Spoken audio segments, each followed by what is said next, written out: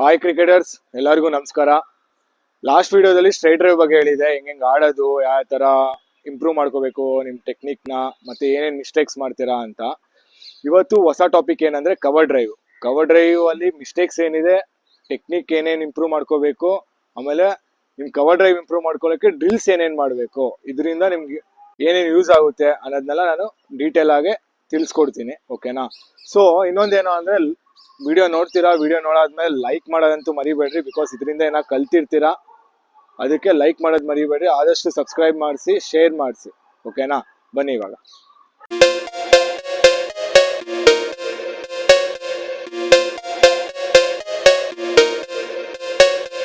ಇದೆ ಅಂತ. Perfect ball ಯಾವುದು ನಾವು ಕವರ್ ಡ್ರೈವ್ ಆಡಕ್ಕೆ ಅಂದ್ರೆ ಔಟ್ ಸೈಡ್ ಆಫ್ ಸ್ಟಂಪ್ ಇರೋದು. ಔಟ್ ಸೈಡ್ ಆಫ್ ಸ್ಟಂಪ್ ಅಂದ್ರೆ ಏನ್ ಹೇಳಿ, ಇಲ್ಲಿ ಆಫ್ ಸ್ಟಂಪ್, ಇದು ಆಫ್ ಸ್ಟಂಪ್ ಅಂತಾರೆ, ಇದು ಮಿಡಲ್, ಇದು ಲೆಗ್ ಅಲ್ವಾ.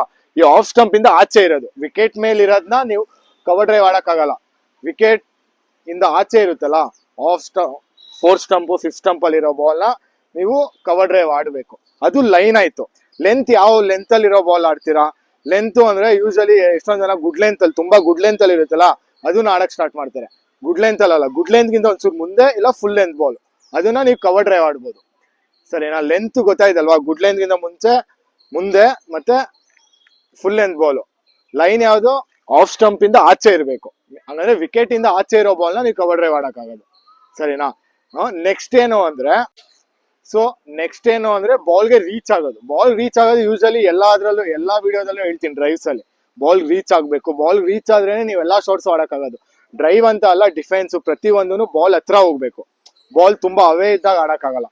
ಬಾಲ್ ರೀಚ್ ಆಗ್ಬೇಕು. ಕೆಲವ್ರು ಏನ್ ಮಾಡ್ತೀರಾ, ರೀಚ್ ಆಗೋದ್ಕಿಂತ ಆಚೆ ಇಡಕ್ ಸ್ಟಾರ್ಟ್ ಮಾಡ್ತೀರಾ. ಬಾಲ್ ಲೈನ್ ಈ ಲೈನ್ ಅಲ್ಲಿ ಇದೆ, ಆಚೆ ಇಡ್ತೀರಾ. ಈ ತರ ಆಚೆ ಇಟ್ಟಾಗ ನೀವೆಲ್ಲಿ ಕವರ್ ಡ್ರೈವ್ ಹೊಡೆಯಕ್ಕೆ ಆಗಲ್ಲ.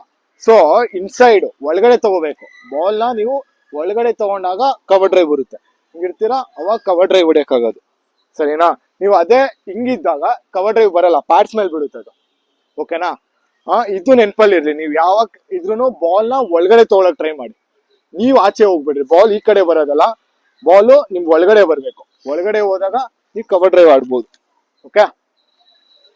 ಸೊ ಇನ್ನೊಂದೇನು ಅಂದ್ರೆ, ಇವಾಗ ಕೆಲವೊಂದು ರೀಚ್ ಆಗ್ತೀರಾ, ಓಕೆ, ಬಾಲ್ ತುಂಬಾ ಅವೇ ಇರುತ್ತೆ. ನೀವು ರೀಚ್ ಆಗೋದು ಎಲ್ಲಿ ರೀಚ್ ಆಗ್ತೀರಾ, ಬಾಲ್ ಲೈನ್ ರೀಚ್ ಆಗ್ಬೇಕು. ಅದನ್ನ ಬಿಟ್ಟು ನೀವು ಇಲ್ಲೇ ಕಾಲಿಟ್ಟು, ಬ್ಯಾಟ್ ತುಂಬಾ ಇರುತ್ತೆ, ಬಾಡಿ ಹಿಂದೆ ಇರುತ್ತೆ, ಬ್ಯಾಟ್ ಮುಂದೆ ಹೊಟ್ಟೋಗಿರುತ್ತೆ. ಅವಾಗ ಗ್ಯಾಪ್ ಸ್ಟಾರ್ಟ್ ಆಗುತ್ತೆ, ಒಳಗಡೆ ಬಿಟ್ಕೊಳ್ಳೋ ಚಾನ್ಸಸ್ ಜಾಸ್ತಿ. ಅದಕ್ಕೇನೆ ಜೊತೆಲಿ ಹೋಗ್ಬೇಕು. ಏನೇ ಅದನ್ನು ಕಾಲು ಮತ್ತೆ ಬ್ಯಾಟು ಎರಡು ಜೊತೆಲಿ ಹೋದ್ರೆ ಅವಾಗ ಕರೆಕ್ಟ್ ಆಗಿ ಎಕ್ಸಿಕ್ಯೂಟ್ ಆಗುತ್ತೆ. ನೀವು ಜೊತೆಲಿ ಹೋಗ್ದೇನೆ ಕಾಲಲ್ಲಿ ಇಟ್ಬಿಟ್ಟು ಇಲ್ಲ ಆಡಿದ್ರೆ ಗ್ಯಾಪ್ ಸ್ಟಾರ್ಟ್ ಆಗುತ್ತೆ. ಗ್ಯಾಪ್ ಇರಬಾರ್ದು, ಜೊತೆಲಿ ಇರ್ಬೇಕು. ಹಿಂಗಿರ್ತೀರಾ, ಜೊತೆಲಿ ಇರ್ಬೇಕು. ಅವಾಗ ಜೊತೆಲಿ ಇದ್ದಾಗ ನೀಟಾಗಿ ಪಂಚ್ ಆಗುತ್ತೆ. ಸರಿನಾ? ಇವಾಗ ಇನ್ನೊಂದೇನು ಅಂದ್ರೆ, ನೀವು ಕವರ್ ಡ್ರೈವ್ ಆಡ್ಬೇಕಾದ್ರೆ ಮೇನು ಸೈಡ್ ಆನ್ ಪೊಸಿಷನ್ ಅಲ್ಲಿ ಇರ್ಬೇಕು. ನಿಮ್ ಬಾಡಿ ಸೈಡ್ ಆನ್ ಪೊಸಿಷನ್ ಅಲ್ಲಿ ಇದ್ದಾಗ ಪ್ರಾಪರ್ ಆಗಿ ಬ್ಯಾಟು ಕವರ್ಸ್ ಕಡೆನ ಪಾಯಿಂಟ್ ಮಾಡುತ್ತೆ. ಇನ್ನೊಂದು, ಓಪನ್ ಮಾಡಿದಾಗ ಏನಾಗುತ್ತೆ ಅಂದ್ರೆ, ಇಲ್ಲಿ ನೋಡಿ, ಹಿಂಗ್ ಬಾಡಿ ಹಿಂಗಿರುತ್ತೆ, ಸೈಡ್ ಆನ್ ಪೊಸಿಷನ್ ಇಲ್ದೇನೆ ಹಿಂಗ್ ಬಾಡಿ ಓಪನ್ ಮಾಡಿದಾಗ ಆಟೋಮೆಟಿಕ್ಲಿ ಬ್ಯಾಟು ಈ ಕಡೆನ ಪಾಯಿಂಟ್ ಮಾಡೋದು, ಆಫ್ ಕಡೆ ಇಲ್ಲ ಬೌಲರ್ ಕಡೆ ಪಾಯಿಂಟ್ ಮಾಡುತ್ತೆ. ಅದೇ ನಿಮ್ ಬಾಲ್ ಲೈನ್ಗೆ ಹೋಗಿ ಸೈಡ್ ಆನ್ ಪೊಸಿಷನ್ ಅಲ್ಲಿ ಇದ್ರೆ ಆಟೋಮೆಟಿಕ್ಲಿ ಅಡ್ಜಸ್ಟ್ ಆಗೋ ಚಾನ್ಸಸ್ ಕಮ್ಮಿ ಇರುತ್ತೆ, ಮಿಡಲ್ ಆಗುತ್ತೆ. ಓಕೆ? ಇದ್ರ ಜೊತೆ ಇನ್ನೊಂದೇನಂದ್ರೆ, ಬ್ಯಾಟ್ ಯಾವ ಕಡೆ ಪಾಯಿಂಟ್ ಮಾಡ್ಬೇಕಂತ ಗೊತ್ತಿಲ್ಲ ನಿಮ್ಗೆ. ಬ್ಯಾಟು ಫಸ್ಟ್ ಸ್ಲಿಪ್ ಕಡೆ ಪಾಯಿಂಟ್ ಇರಬೇಕು. ನೀವು ಬ್ಯಾಟ್ ಲಿಫ್ಟ್ ಮಾಡಿದಾಗ ಫಸ್ಟ್ ಸ್ಲಿಪ್ ಕಡೆ ಪಾಯಿಂಟ್ ಮಾಡಬೇಕು. ಓಕೆನಾ? Next bat swing. Bat swing ಎಲ್ಲಿಂದ ಬರಬೇಕು? ಕೆಲವ್ರು ಏನ್ ಮಾಡ್ತೀರಾ, ಇಲ್ಲೇ ಇಟ್ಕೊಂಡಿರ್ತೀರಾ, ಇಲ್ಲಿಂದನೇ ಆಡ್ತೀರಾ, ಇಷ್ಟೇ ಆಡ್ತೀರಾ. ಓಕೆ? ಇಷ್ಟ ಆಡ್ಬಾರ್ದು. ಬ್ಯಾಟ್ ಸ್ವಿಂಗು ಹಿಂದೆಯಿಂದ ಬರಬೇಕು. ಹಿಂದೆಯಿಂದ ಬಂದಾಗ ಆಟೋಮೆಟಿಕ್ಲಿ ಬ್ಯಾಟ್ ಸ್ಪೀಡ್ ಜಾಸ್ತಿ ಆಗುತ್ತೆ, ಬಾಲ್ ಎಲ್ಲ ಟ್ರಾವೆಲ್ ಆಗೋದು ಜಾಸ್ತಿ ಆಗುತ್ತೆ. ಓಕೆ? ಟ್ರಾವೆಲ್ ಆಗಿ ಸ್ಪೀಡಾಗಿ ಹೋಗುತ್ತೆ. ಕವರ್ ಡ್ರೈವ್ ಇಂಪ್ರೂವ್ ಮಾಡ್ಕೊಳ್ಳೋಕೆ ಯಾವ ಡ್ರಿಲ್ಸ್ ಆಡಬೇಕು ಅಂತ ನಾನು ಹೇಳ್ಕೊಡ್ತೀನಿ. 2 ಡ್ರಿಲ್ ಹೇಳ್ಕೊಡ್ತೀನಿ. ಆ ಡ್ರಿಲ್ ನ ನೀವು ಪ್ರಾಕ್ಟೀಸ್ ಮಾಡಿದ್ರೆ ಕವರ್ ಡ್ರೈವ್ ಒಂದ್ ಸ್ವಲ್ಪ ಇಂಪ್ರೂವ್ ಆಗ್ತೀರಾ. ಸರಿ, ನಾ first cone drill. Cone drill ಅಂದ್ರೆ ಕವರ್ ಸೈಡ್, ಕವರ್ ಯಾವ ಕಡೆ, ಕವರ್ ಪ್ಲೇಸ್ ಯಾವ ಕಡೆ ಇರುತ್ತೋ ಅಲ್ಲಿ ಪ್ಲೇಸ್ ಮಾಡ್ಕೊಳ್ಳಿ. ಕೋನ್ ಇಟ್ಕೊಳ್ಳಿ, ಕೋನ್ ಮೇಲೆ ಒಂದು ಬಾಲ್ ಇಡಿ.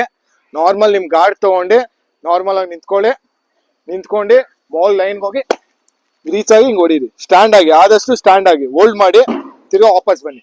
ಇದೇ ತರ ಒಂದು 10 ಕೋನ್ ತಗೊಂಡು ಕೋನ್ ಇಟ್ಕೊಂಡು ಪ್ರಾಕ್ಟೀಸ್ ಮಾಡ್ತೀರಾ ಅಂದ್ರೆ ಶಾಡೋ ಪ್ರಾಕ್ಟೀಸ್ ಮಾಡ್ಬೇಕು. ಶಾಡೋ ಪ್ರಾಕ್ಟೀಸ್ ಅಂದ್ರೆ ಏನು ಅಂದ್ರೆ, ನಾರ್ಮಲ್ ನೀವು ಮಾಡ್ಕೋಬೇಕು, ಅಸ್ಯೂಮ್ ಮಾಡ್ಕೋಬೇಕು ದಟ್ ಬೌಲರ್ ಬಾಲ್ ಆಗ್ತಿದ್ದಾನೆ ಅಂತ ನಿಂತ್ಕೊಂಡು ನಾರ್ಮಲ್ ಆಗಿ ನಿಂತ್ಕೋಬೇಕು, ಬರ್ಬೇಕು, ಹಿಂಗ್ ಹೊಡಿಬೇಕು. ಇಡ್ತೀರಾ, ನಾರ್ಮಲ್ ನಿಂತ್ಕೋತೀರಾ, ಲೈನ್ ಬರಬೇಕು, ಹಿಂಗೆ ಹೊಡಿಬೇಕು. ಆಮೇಲೆ ತಿರ್ಗಾ ಹಿಂಗೆ ನಾರ್ಮಲ್ ಆಗಿ ಹಿಂಗೆ ನಿಂತ್ಕೋತೀರಾ, ಹಿಂಗೆ ಲೈನ್ ಬರ್ಬೇಕು, ಹಿಂಗೆ ಹೊಡಿಬೇಕು. ಸರಿನಾ? ಫಸ್ಟ್ ಸ್ಲೋ ಆಗಿ ಮಾಡಿ, ಆಮೇಲೆ ಫಾಸ್ಟ್ ಆಗಿ ಪ್ರಾಕ್ಟೀಸ್ ಮಾಡಿ. ಸರಿನಾ? ಇದಾದ್ಮೇಲೆ ಯಾರನ್ನಾರ ಒಬ್ಬನ್ ಕರ್ಕೊಬಂದು ಬಾಲ್ ಫೀಡಿಂಗ್ ಮಾಡ್ಕೊಳ್ಳಿ. ಸರಿನಾ? ಬಾಲ್ ಫೀಡಿಂಗ್ ಮಾಡೋದು, ಆಮೇಲೆ ಬಾಲ್ ಕವರ್ಸ್ ಕಡೆ ಕವರ್ ಡ್ರೈವ್ ಹೊಡಿಯೋದು. ಸರಿನಾ? ಈ 3 ಡ್ರಿಲ್ ಮಾಡಿ, 3 ಡ್ರಿಲ್ಸ್ ನೀವು ಮಾಡಿದ್ರೆ ನಿಮ್ ಕವರ್ ಡ್ರೈವ್ ಹಂಗೆ ಇಂಪ್ರೂವ್ ಆಗ್ತಿರುತ್ತೆ. ಆಮೇಲೆ ಮ್ಯಾಚ್ ಅಲ್ಲಿ ನೆಟ್ಸ್ ಅಲ್ಲೆಲ್ಲ ನೀವು ಇಂಪ್ಲಿಮೆಂಟ್ ಮಾಡ್ಬೋದು. ಅರ್ಥ ಆಯ್ತಾ? ಓಕೆ, ಇವಾಗ 3 ಡ್ರಿಲ್ ಹೇಳ್ಕೊಟ್ಟಿದೀನಿ, ಅದನ್ನ ನೀವು ಆದಷ್ಟು ಪ್ರಾಕ್ಟೀಸ್ ಮಾಡಿ ನೆಟ್ಸ್ ಅಲ್ಲಿ. ನೀವು ಒಬ್ಬರೇ ಇರ್ಬೇಕಾದ್ರೆ ಮತ್ತೆ ನಾಕ್ಸ್ ಆಡ್ಬೇಕಾದ್ರೆ ನಿಮ್ ಪಾರ್ಟ್ನರ್ ಜೊತೆ ಪ್ರಾಕ್ಟೀಸ್ ಮಾಡಿ.